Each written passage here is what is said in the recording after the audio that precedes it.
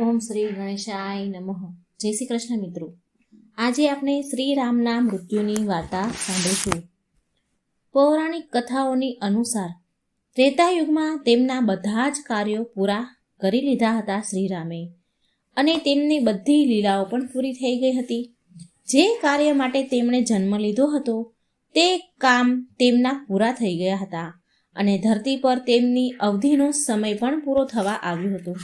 પણ રામજીનો સમય પૂરા થયા પછી પણ મૃત્યુના દેવતા યમરાજા ભગવાન રામ પાસે તેમના પ્રાણ લેવા માટે આવી શકતા ન હતા, કારણ કે રામદૂત હનુમાન શ્રીરામના પ્રાણ રક્ષક હતા, અને હનુમાનજી સ્વયં પોતે મહાકાલનું એક સ્વરૂપ છે, અને મહાકાલથી તેમના આરાધ્ય શ્રીરામ ભગવાનના પ્રાણ લેવાની હિંમત ના તો કોઈ કાળમાં હોય છે કે ના કોઈ અન્ય દેવતાની હતી. કાળચક્ર અને સમયચક્રને આગળ વધારવા માટે ભગવાન રામનું મૃત્યુ થવું પણ જરૂરી હતું, અને એવામાં ભગવાન રામે એક ઉપાય નીકાળ્યો, અને રામજીએ તેની એક વીંટી મહેલના કોઈ જમીનમાં ભોણમાં ફેંકી દીધી, અને હનુમાનજીને કહ્યું કે મારી એક પ્રિય વીંટી ધરતીના પેલા ભોણમાં જતી રહી છે.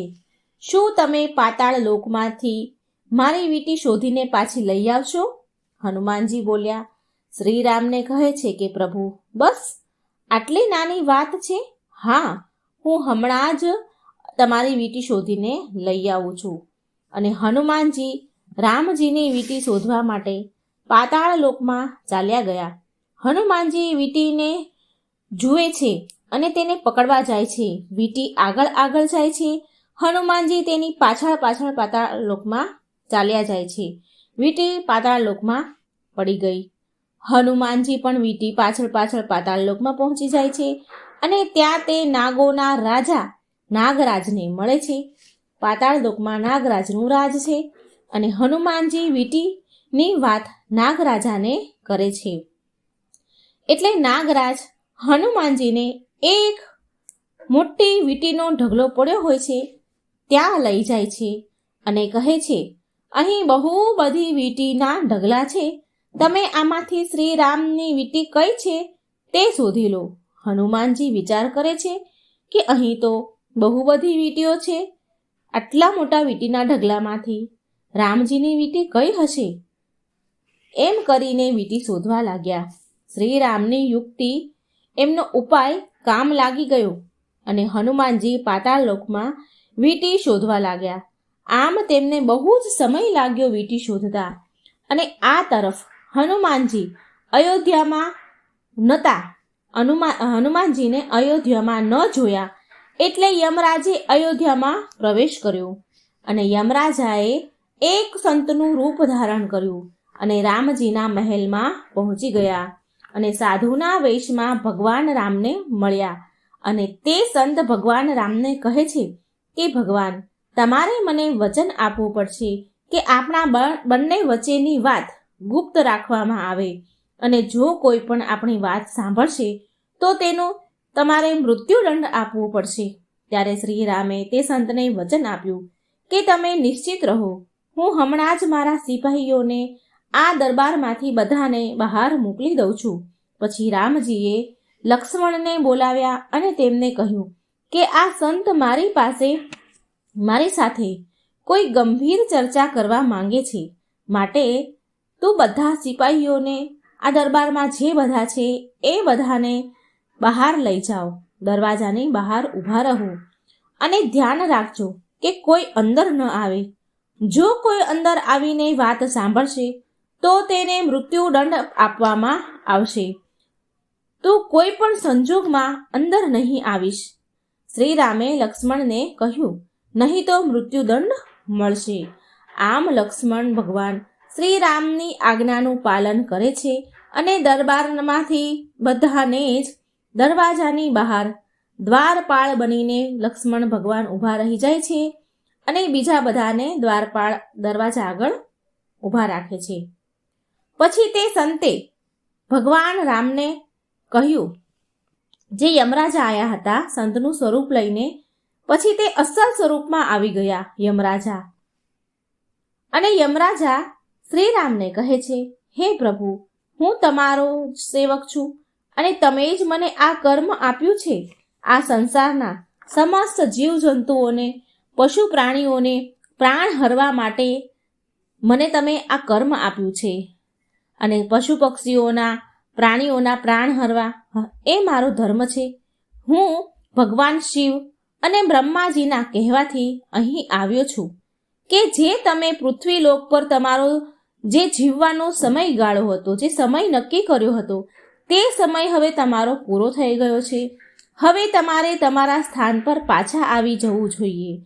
અને બધા દેવી દેવતા તમારું વિષ્ણુ સ્વરૂપ જોઈને આનંદિત થઈ જશે. અને ભગવાન, તો પણ જો તમારી ઈચ્છા એવી હોય કે તમારે વધારે સમય પૃથ્વીલોક ઉપર રહેવું છે તો તમે રહી શકો છો. ભગવાન રામ તો અંતર્યામી હતા. તે યમરાજાની વાત સાંભળીને મનમાં ને મનમાં હસવા લાગ્યા.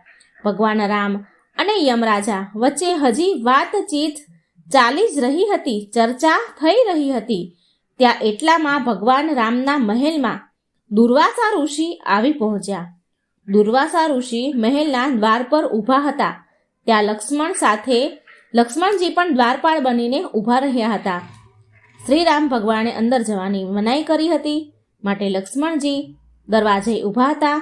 લક્ષ્મણે દુર્વાસા ઋષિને પ્રણામ કર્યા અને કહ્યું કે હું તમારી શું સેવા કરી શકું છું. દુર્વાસા ઋષિ લક્ષ્મણને કહે છે કે મારે ભગવાન રામને મળવું છે અને હમણાં જ અત્યારે જ મળવું છે. ત્યારે લક્ષ્મણ બોલ્યા કે ભગવાન રામ અત્યારે આ સમયે કોઈ પણથી નહીં મળી શકે. તેમણે કોઈને પણ કક્ષમાં દરબારમાં જવાની મનાઈ કરી છે, આદેશ આપ્યો છે. તેથી અત્યારે તમે નહીં જઈ શકો. લક્ષ્મણની વાત સાંભળીને દુર્વાસા ઋષિને બહુ ક્રોધ આવ્યો અને બોલ્યા કે મારું આવું ઘોર અપમાન! જો મને રામ ભગવાનથી મળવા નહીં દો તો હું મારા શ્રાપથી આ અયોધ્યા નગરીને બાળી નાખીશ, ભસ્મ કરી દઈશ. ત્યારે લક્ષ્મણ મનમાં વિચાર કરે છે કે હું દુર્વાસા ઋષિને મહેલમાં જવા દઈશ તો ખાલી મને જ મૃત્યુદંડ મળશે અને આ અયોધ્યા નગરી દુર્વાસા ઋષિના શ્રાપથી બચી જશે.